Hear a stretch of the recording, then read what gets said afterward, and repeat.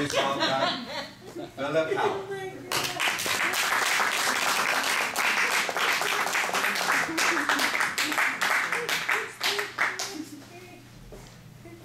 Thank you, Toastmaster. Good evening, fellow Toastmasters and guests.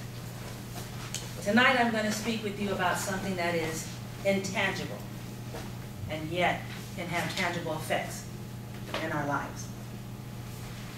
I want to speak with you about something that is indivisible from ourselves, and yet we have the capacity to give it away or encourage other people with it.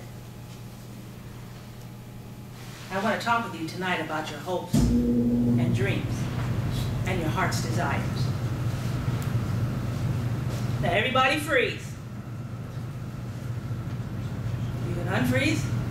And let's take a deep breath like we did, 3 of them like we did last week with Jen. So when you exhale, you'll make a loud sound. Okay, ready? Inhale. Then, one more. And then the last one. Sorry for the theatrics, but I knew as soon as I said, you can live the life, did I say that?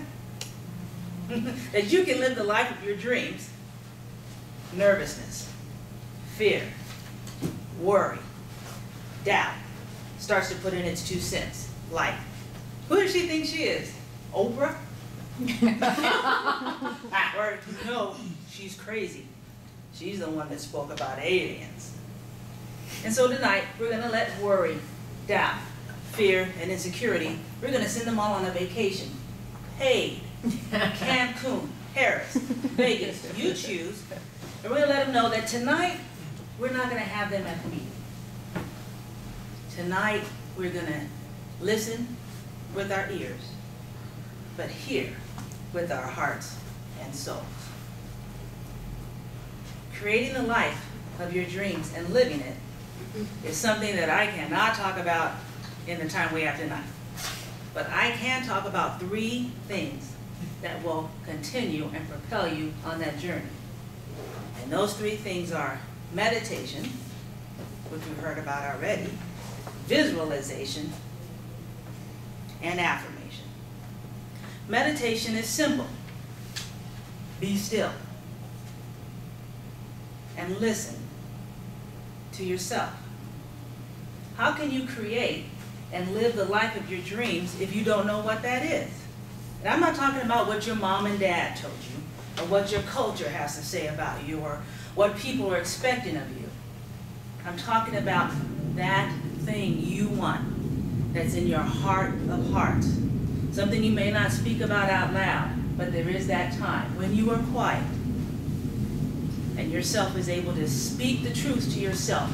That is what I want you to hear during your meditation time. Visualization, seeing is believing. You say, well, how can I see it if it hasn't happened yet? Simple. We all did it in kindergarten, 1st grade. Use your imagination. Fantasize about it. Make it up. But seeing is believing. And you could also do a vision board, which is something I'll show you. I'll show you mine later. And then affirmations. The Bible says that the power of life and death is in the tongue. All of us know people with poisonous mouths. And we also know people that have uplifting, encouraging, wonderful mouths. But that mouth needs to be your own mouth when you speak about yourself, when you speak about what you want, when you speak about what's happening in your life. So the way to do that, as Marco set me up so perfectly, I know you guys didn't know we had talked about, but he said he'd say it first and then I would come along. Affirm. Simple affirmations. All is well. I am healthy in all ways. I am wealthy in all ways. I enjoy my life. And my personal affirmation, all things are working together for my good. Now I'm not just talking this talk, I'm living it. I am creating and living the life I desire. It started with a simple intention. I want my life to be better when I'm 50. I set that intention in 2006. I lived in an apartment 2 months late on the rent. I duck and dodged the manager. At night I was packing up my car and putting stuff in storage because I was going to move away in the middle of the night, which I did. My car was crap, and I was making $6.50 an hour. Yes, let me say it again because I know you thought I left off a 16. I was making $6.50 an hour. And I was involved with a man who didn't love or respect me. I came back to California, that simple intention, and people started dropping out of the sky, started telling me about the secret, about the science of getting rich, about ask and it'll be given, the law of attraction, this thing called you. I ended up at a place called the Agape Spiritual Center. And at those places, I learned about meditation, visualization, and affirmation. That the person I wanted to be, the life I wanted to live, was inside of me. And when I let that be, it would come around me. Here's my vision board.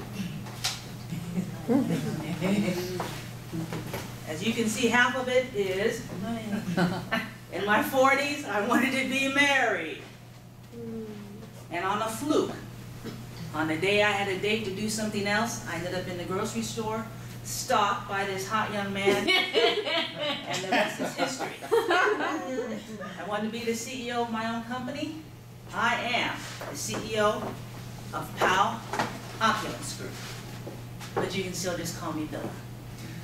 It's not magic, it's truth. The Bible says, as a person thinks in their heart, so they are. I know that you each are amazing, wonderful, fantastic, creative, and opulent people, and so am I. Mr.